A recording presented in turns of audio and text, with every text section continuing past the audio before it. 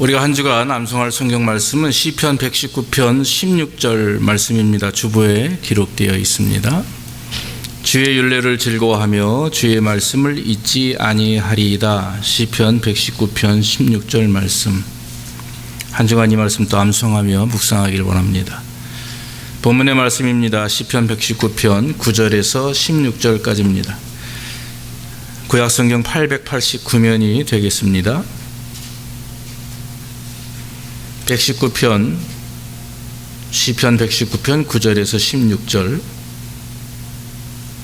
청년이 무엇으로 그 행실을 깨끗게 하리이까? 주의 말씀을 따라 삼갈 것이니이다. 내가 전심으로 주를 찾아 싸우니 주의 계명에서 떠나지 말게 하소서. 내가 주께 범죄치 아니하려 하여 주의 말씀을 내 마음에 두었나이다. 찬송을 받으실 여호와여, 주의 율례를 내게 가르치소서. 주의 입의 모든 규례를 나의 입술로 선포하였으며 내가 모든 재물을 즐거워함같이 주의 증거의 도를 즐거워하였나이다. 내가 주의 법도를 묵상하며 주의 도에 주의하며 주의 율례를 즐거워하며 주의 말씀을 잊지 아니하리이다. 아멘. 자, 잠깐 기도합시다. 하나님 감사합니다. 오늘도 성령께서 임재하시고 우리의 마음과 생각을 주장하여 주시고 말씀을 증거하는 종의 입술을 주장하시며 전하는 자나 받는 자나 성령 충만하여서 하나님의 영광을 드러낼 수 있도록 주의 말씀이 온전히 증거될 수 있도록 주께서 복을 내려 주시옵소서. 예수님의 이름으로 기도하옵나이다. 아멘. 자, 오늘 제목은 어떻게 성결한 삶을 살 것인가? 어떻게 성결한 삶을 살 것인가?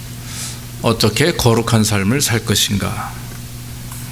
제목이 조금 이렇게 거대하다 싶습니다만은 우리가 충분히 할 수 있는 것이고 또 주님께서 말씀하시는 대로 순종하면 이루어낼 줄로 믿습니다. 여러분, 예수 믿는 사람들이 어떤 삶을 살아야 됩니까? 어떤 삶을 살아야 됩니까? 예배 잘 드리고 헌금 잘하고 봉사 잘하고 사람들에게 선한 일하고 당연히 그래야죠.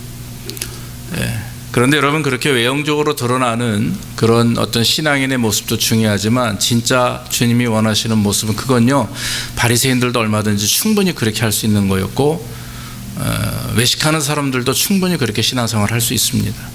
그러나 진짜 하나님이 원하시는 것은 우리의 겉과 속이 동일한 모습인데 그것은 먼저 우리 안에 삶이, 우리의 생각이, 우리의 마음이, 우리의 기본적인 밭이 거룩하고 정결해야 될 줄로 믿습니다.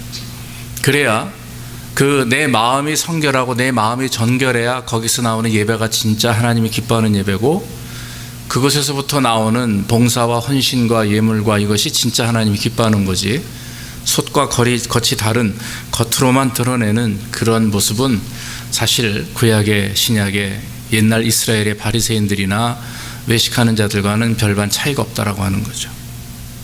그러므로 주님께서는 우리를 분별하시고 판단하실 때 정말 네가 말씀 안에서 온전한 모습으로 거룩한 백성다운 모습으로 자녀다운 모습으로 살아가느냐, 그것을 주님은 날마다 우리에게 관심을 가지고 계시다라고 하는 것입니다. 모든 인간은 착하게 살려고 노력합니다. 강도도요, 자식들한테 강도질 안 시키죠. 그렇죠? 나는 강도였지만, 나는 부족했지만 내 자식만큼은 정말 떳떳하게 잘 살기를 원하는 것이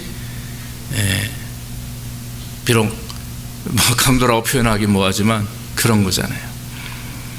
인간이 착하고 선하게 살려고 하는 마음은 본성입니다. 본능입니다. 악하게 살려고 하는 사람은 없습니다.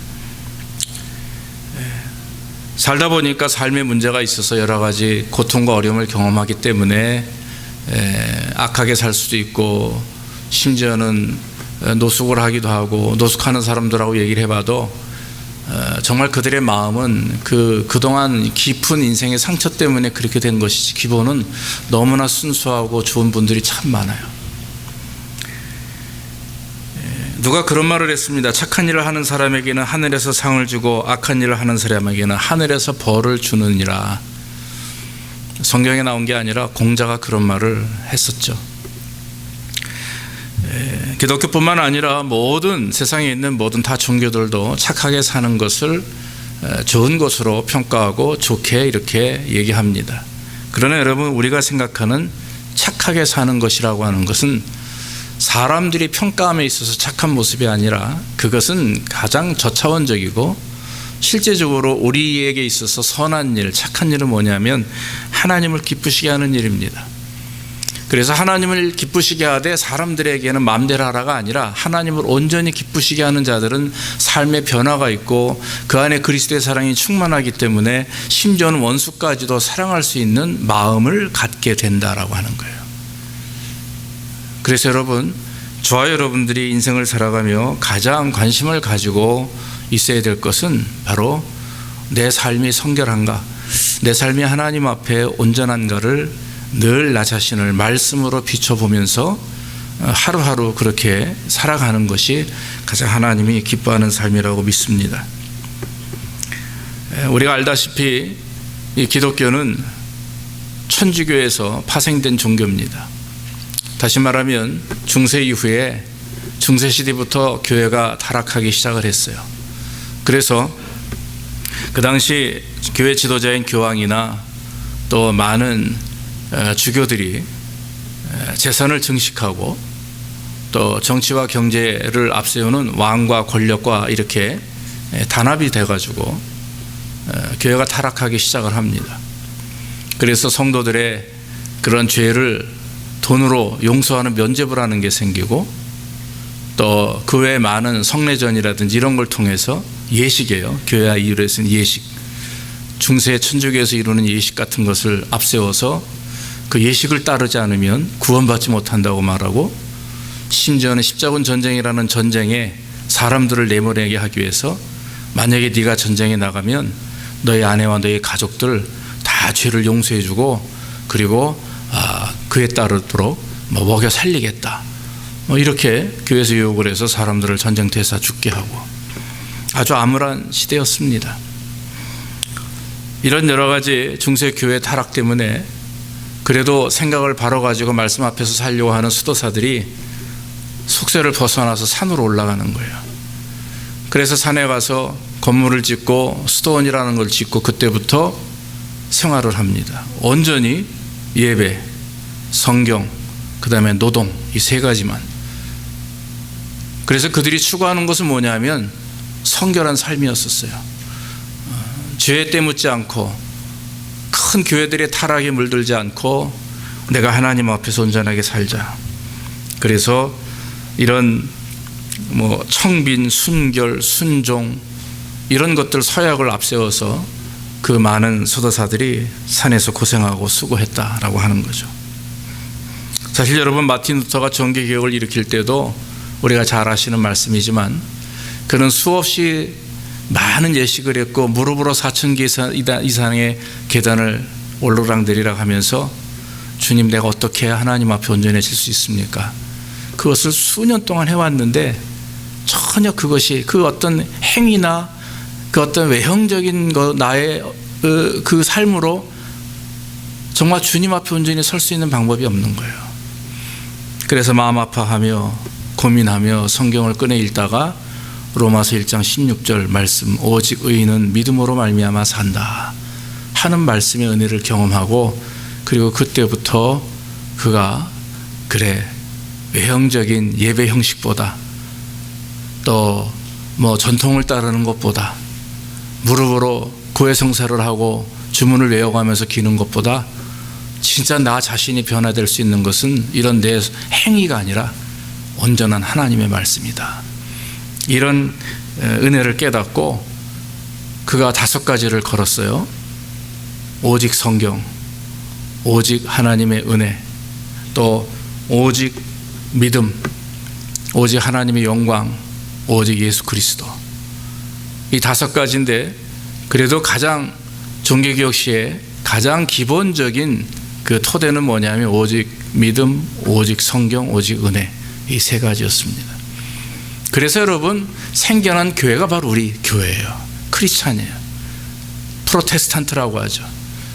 그러니까 우리는 오직 성경, 오직 믿음, 오직 은혜만을 따라가는 하나님이 기뻐하시는 모임인 줄로 믿습니다. 기독교는 종교라고 말하지 않습니다. 기독교는 신앙입니다. 타 종교와 비교할 수 없는 것이 기독교입니다. 그렇기 때문에 여러분, 저와 여러분들이 이 혼탁하고 어지러운 세상 속에서 어떻게 성결하게 살 것인가, 아무리 우리가 외형적인 삶을 통해서 성결한 삶을 살려고 해도 내 마음 중심이 하나님의 말씀에 사로잡히지 않고 내 마음 중심이 하나님이 역사하시는 그 능력에 따라서 순종하지 않으면 우리는 온전한 삶을 살 수가 없는 거예요. 여러분, 주일날 교회에 오고 예물 드리고 헌금하고 봉사함으로 인해서 내가 모든 걸 다 이루었다라고 하면 큰 오산입니다. 그 이전에 내 안에 있는 내 중심이 말씀 가운데 서면서 기쁜 마음으로, 감사하는 마음으로 모든 이 하나님을 향한 모든 액션이 온전해질 때 그 영혼이 하나님 앞에 기뻐하는 영혼이 되는 줄로 믿습니다. 그래서 오늘 성경 본문에 청년이 무엇으로 행실을 깨끗게 하리까? 주의 말씀을 따라 삼갈지이다, 이렇게 말을 합니다. 사랑하는 여러분, 오늘 말씀을 보면 어떻게 해야 우리 그리스도인들이 정결한 삶을 살 것인가 말씀하고 있습니다. 성경 보면 10절로 11절에 뭐라고 그래요? 내가 전심으로 주를 찾았사오니 주의 계명에서 떠나지 말게 하소서. 내가 주께 범죄치 아니하려 하여 주의 말씀을 내 마음에 두었나이다. 그래요. 떠나지 말라, 마음에 두라 하는 것입니다. 하나님의 말씀에서 떠나지 말라, 그리고 그 말씀을 마음에 두라. 그 말은 뭡니까? 마음판에 깊이 새겨라 하는 얘기예요. 마음판에 깊이 새겨라. 예수님이 밭을 가지고 표현을 하셨습니다. 모든 밭에는 4가지 밭이 있다. 옥토밭이 있고 길가밭이 있고 가시덤불이 있고 돌짝밭이 있다 말씀합니다. 그러면서 그 밭을 설명하실 때 씨를 농부가 뿌리면 그 씨앗을 받아들이는 밭의 상태에 따라서 열매를 맺고 못 맺고가 결정된다고 그래요. 그렇죠? 우리가 잘 알다시피 옥토에 뿌려진 씨앗만이 잘 뿌리를 내리고 싹이 터서 줄기를 가지고 열매를 맺습니다. 그 외에 길가밭, 돌짝밭, 가시덤불 여러 가지 이유로 열매 맺지 못하고 결국 새가 와서 먹거나, 돌짝밭이기 때문에 뜨거운 태양에 말라 죽거나, 가시덤불이기 때문에 자라다가 여러 가지 가시덤불에 찔려가지고 결국 말라 죽거나 그러죠. 그러니까 여러분, 중요한 것은 마음판에 새겼다, 하나님의 말씀을 떠나지 않았다라고 하는 것은 그 얘기가 뭡니까? 바로 내 마음밭이 옥토밭이 되었다라고 하는 것입니다. 할렐루야. 그러니까 말씀을 받을 때 그 말씀을 받아들이고 간직하는 거예요. 차곡차곡 말씀을 내 안에 쌓아놓습니다. 그래서 환난과 어려움이 오고 내 마음이 유혹을 받고 굳어지게 되고 게을러지게 되면 그 말씀의 역사가 일어나는 거죠. 왜냐하면 그 말씀이 나와 함께하기 때문에. 그러나 그걸 마음속에 새기지 않고 쌓아두지 않으면 날아가 버립니다. 마음 중심이 하나님의 임재와 말씀의 임재가 없으면 날아가 버려요. 그러면 우리는 어떻게 됩니까? 그때그때 상황에 따라서 우리의 감정이 변화가 됩니다. 환경에 따라서 올라갔다 내려갔다 내가 마음대로 무슨 비행기 타듯이 말이죠. 그렇게 신앙생활해요. 좋았다가 나빴다가. 그러면 하나님 앞에 온전한 우리의 모습이 사라지게 되는 거죠. 세상 사람과 다를 바가 없습니다. 그래서 하나님의 말씀이 내 안에 떠나지 않고 내 마음 중심에 계시면 가장 중요한 것은 뭐냐면 자아를 부인할 수가 있습니다. 여러분, 자아가 무엇입니까? 주님께서 말씀하십니다. 나를 따라오려거든 자기를 부인하고 자기 십자가를 지고 나를 따르라. 자기 부인이나 자기 십자가는 바로 자기를 포기하는 것을 말합니다. 우리의 자아는 인간적인 본성에서 나오는 교만함입니다. 아담과 하와가 죄를 범한 것도 자아 때문이에요. 불순종이죠. 네. 자아는 우리를 넘어지게 합니다. 교만하게 합니다. 욕심 따라 살게 합니다. 남을 업신여깁니다. 지적합니다. 자기 자신의 문제는 바라보지 못합니다. 그래서 결국에는 그 자아는 결국 영적 교만까지 가게 되는 것입니다. 하나님의 말씀이 내 안에 가득하면, 말씀대로 살려고 노력하고 그 말씀이 나를 주장하시면 자아는 사라지게 돼 있어요. 그 말씀이 눌러버립니다. 그 말씀이 이겨냅니다. 그렇기 때문에 내 안에 있는 내 본성과 자아가 말씀으로 인해서 성령의 역사하심을 통해서 그것이 소멸되고 사라지게 되는 거예요. 그것을 우리는 성령 충만이라고 말합니다. 믿습니까? 그런데 여러분, 우리가 주의해야 될 것은 하나님의 말씀을 들을 때 전인격적으로 받아들이고 그 말씀이 혹시 우리에게 지적하고 심판의 말씀이라 할지라도 우리는 감사하게 받아들여야 될 줄로 믿습니다. 우리가 신앙생활 하다 보면 저도 마찬가지 그래요. 내게 은혜가 된 말씀을 기뻐하죠. 내게 은혜가 되는 말씀, 축복의 말씀을 기뻐합니다. 나를 도우시고 나를 떠나지 아니하시고 나를 영원토록 함께 하시다고 하는 어떤 하나님의 말씀을 내가 들을 때는 너무나 기쁘고 감사한데, 여러분 예레미야나 에스겔 한번 읽어보십시오. 호세아를 읽어보세요. 소선지서 말씀을 읽어보면요, 처음부터 끝까지 야단치는 것밖에 없어요. 저주하고 심판하겠다, 돌이켜라, 네 죄를 봐라, 그런 말씀밖에 없는데 그런 말씀을 묵상하다 보면 참 무겁고 마음이 아프죠. 읽기가 힘들 때도 있습니다. 이유가 무엇입니까? 바로 그 말씀에서 내 부족함을 자꾸 보이는 거예요. 내 죄악을 자꾸 보게 됩니다. 내 나약함을 자꾸 보게 됩니다. 그러면 마음이 아파요. 힘들어져요. 그러면 그 다음부터는 그 말씀을 읽기가 싫어집니다. 이유는 무엇입니까? 하나님의 말씀을 바로 받아들이지 못하기 때문에 그렇죠.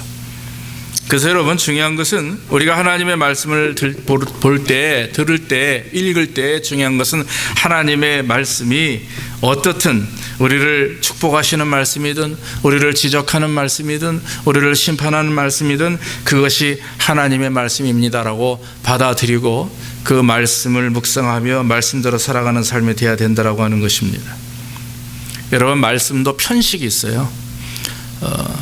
아이들 보면은 음식을 먹이고, 어른들도 마찬가지, 우리가 좋아하는 음식이 있고 싫어하는 음식이 있지 않습니까? 저는 죄송하지 아직도 대창, 곱창, 편육, 머리 이렇게 눌린 그런 거 못 먹어요. 비유가 좀 약해서 그런 걸 먹으면 이게 생기질 못합니다. 생긴 거는 참 무조건 다 잘 먹게 생겼는데 저도 상당히 좀 까다로워요. 편식이죠. 네. 근데 여러분, 신앙적으로 말씀에 편식하는 사람들이 있어요. 신앙에 편식을 하는 사람들이 있습니다. 내가 좋아하는 것만 원하죠. 그런데 여러분, 하나님은 그렇게 우리를 키우지 않으세요. 우리를 환난 가운데 확 던져놓습니다. 불 가운데 집어넣습니다. 연단을 통해서 정금과 같이 되길 원하십니다. 할렐루야. 그게 하나님의 방법이에요. 아프게도 하시고 슬프게도 하시고 고통스럽게도 하십니다. 그러면서 뭘 보시냐면 네 믿음을 네가 보아라. 그러면서 내 자신을 돌아보고 다시금 깨지고 회개하고 죽게 나오게 합니다.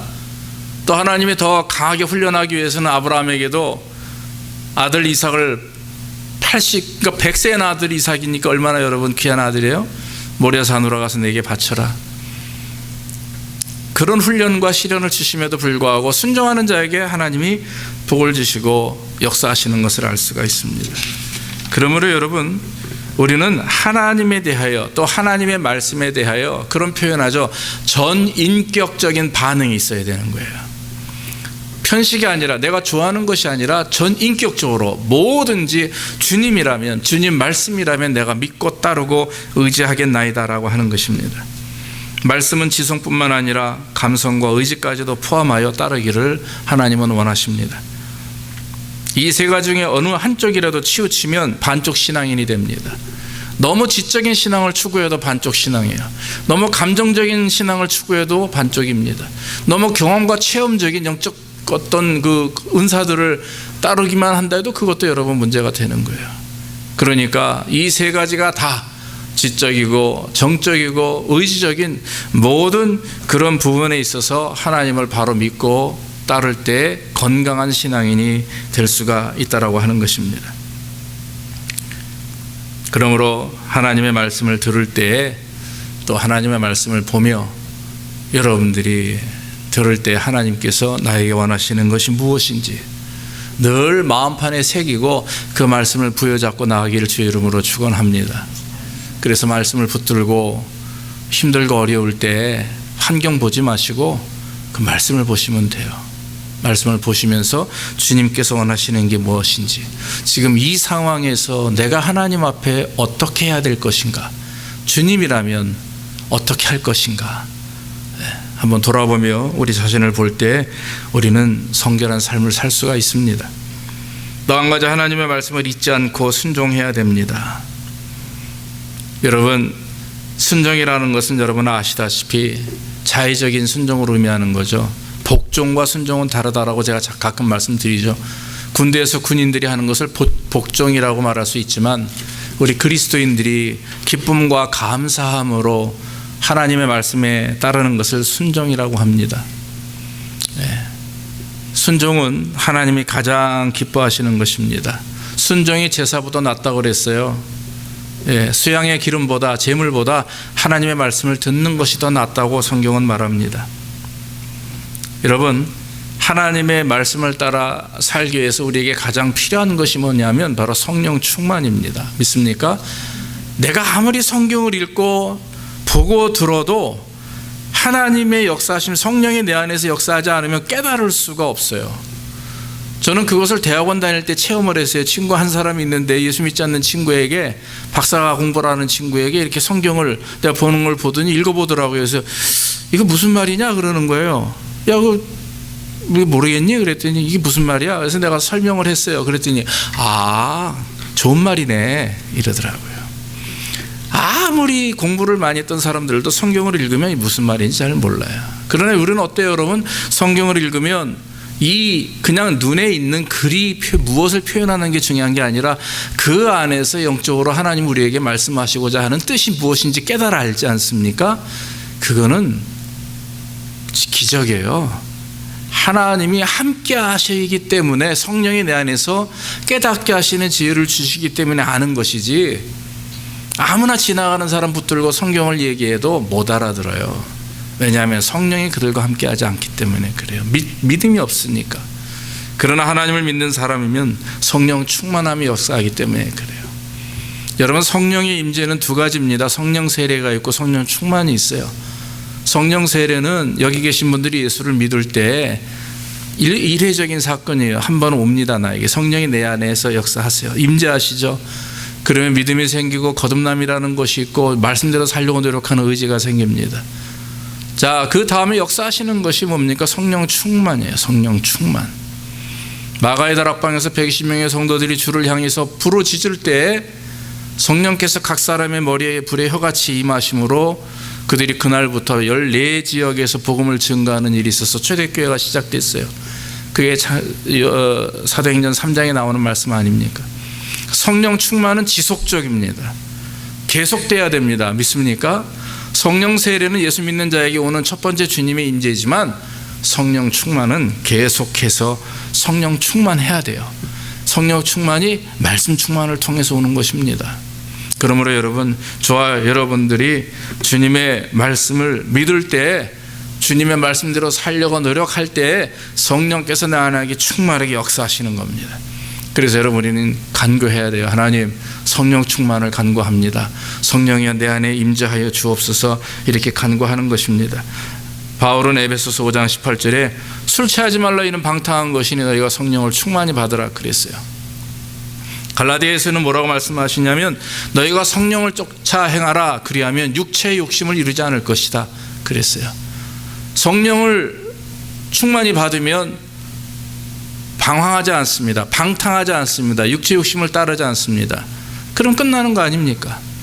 우리가 넘어지는 이유가 뭡니까? 육체 욕심 때문에 그래요. 세상의 여러 가지 유혹 때문에 우리는 넘어집니다. 그러나 성령 충만하면 이런 모든 것들을 이길 수 있다라고 하는 것이죠. 성령 충만은 양적인 표현이 아닙니다. 컵에 물이 있고 없고를 가지고 충만하다, 비어있다 이렇게 얘기하지 않아요. 그건 잘못된 성령 충만의 이해입니다. 성령 충만은 하나님의 말씀이 내 안에서 나를 사로잡음으로 나를 이끌어가는 게 성령 충만인 줄로 믿습니다. 그래서 여러분, 우리의 삶을 가만히 돌이켜 보세요. 내가 지금 말씀대로 이끌리고 있는가? 아니면 내 생각대로, 내 계획대로, 내 비전대로 살아가고 있는가? 아니면 내 계획과 목적을 가지고 이끌어가고 하나님은 그냥 뒤에서 도와주십시오. 제가 이런 계획이 있습니다. 이거는 신앙인의 삶이 아닙니다. 이건 내 입장에 내가 주인인 삶이에요.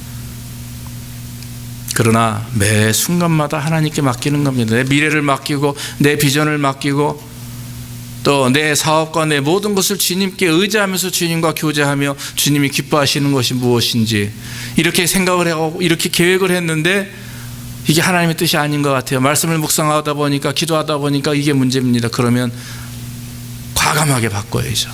하나님의 무엇이 뜻인지, 하나님께서 나에게 원하시는 것이 무엇인지.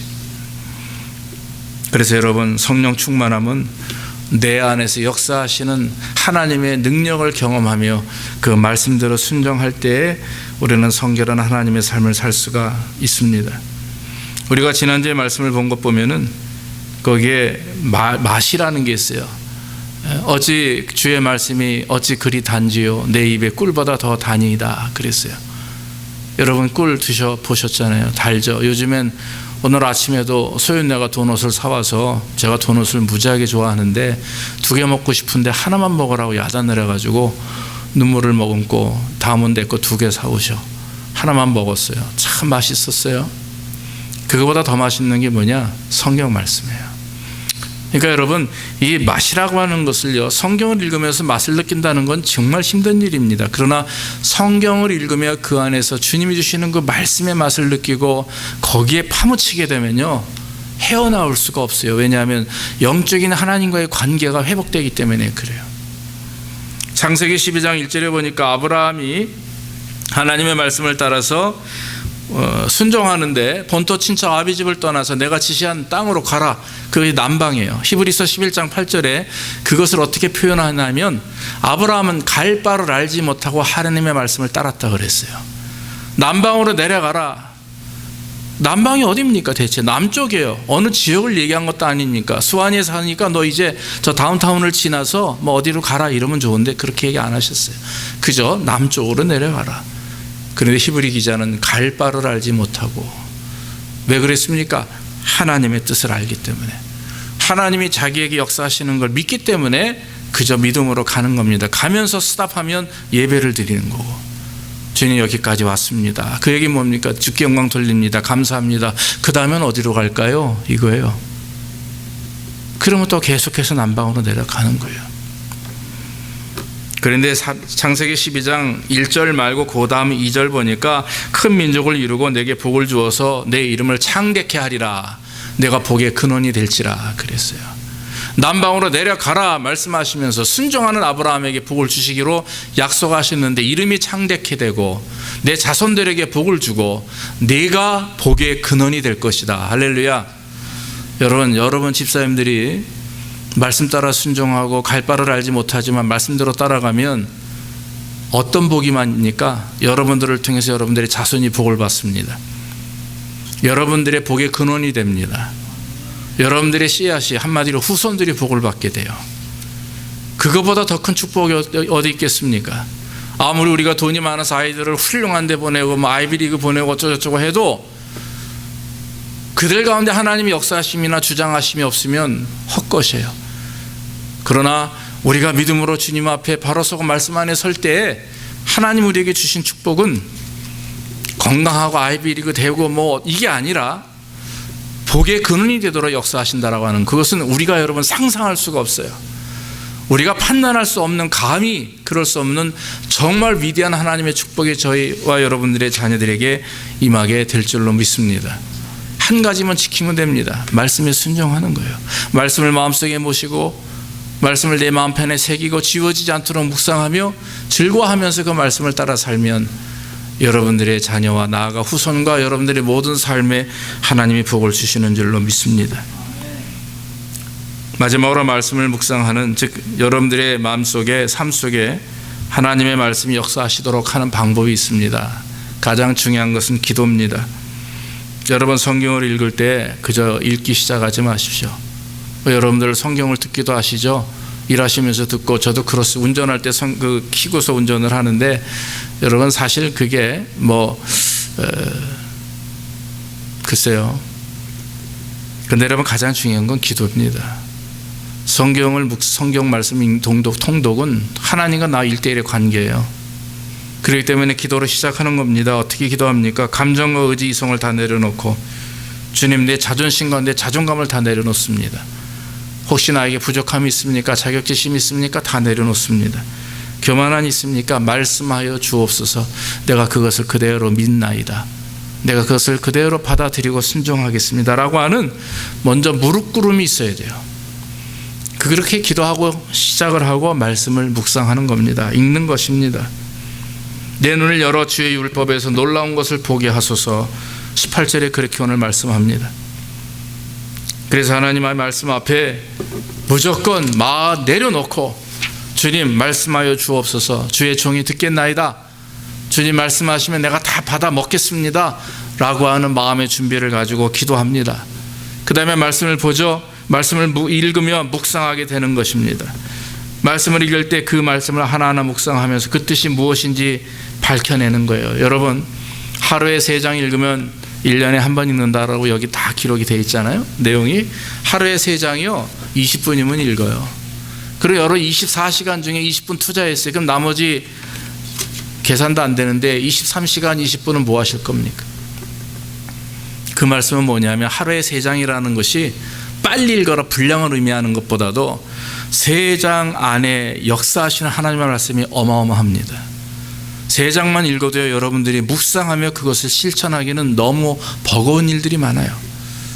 그렇기 때문에 그 작은 장수지만 그 말씀을 묵상하면서 그 안에 하나님의 뜻을 분별하고 하나님이 오늘 나에게 무엇을 말씀하시는 것을 캐치해서 그 말씀대로 살려고 노력하는 삶이 될 때에 진정한 통독이 이루어지는 것입니다. 그러면 말씀의 맛을 느껴요.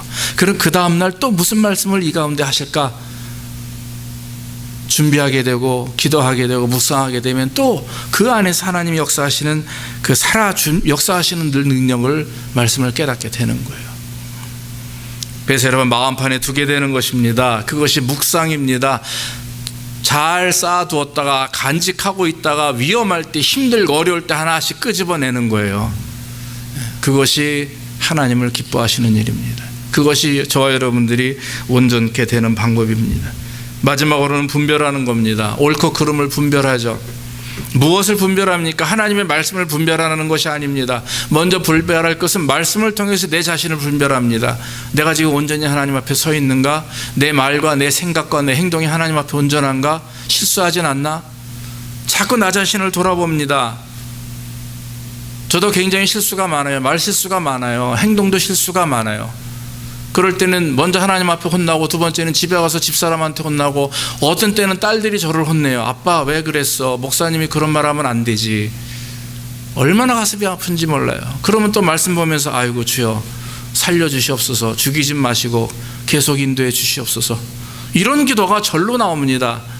왜? 분별하게 되죠. 내 자신의 부족함을 자꾸 보게 되는 거죠. 무엇을 통해서입니까? 하나님의 말씀을 통해서요.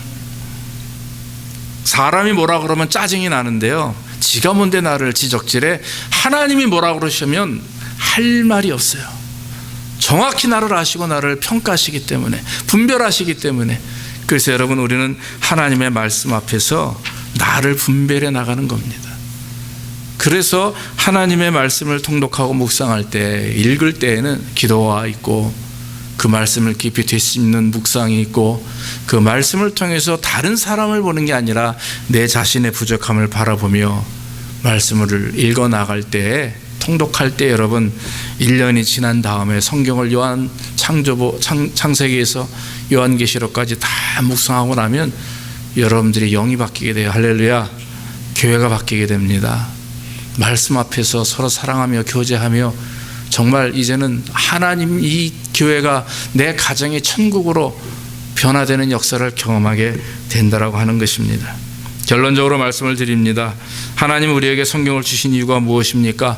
디모데후서 3장 17절 끝반절에 뭐라 그래요? 하나님의 말씀으로 하나님의 사람으로 온전케 하기 위함이다. 성경을 통해서, 말씀을 통해서 우리를 하나님의 사람으로 온전케 하기 위함이요.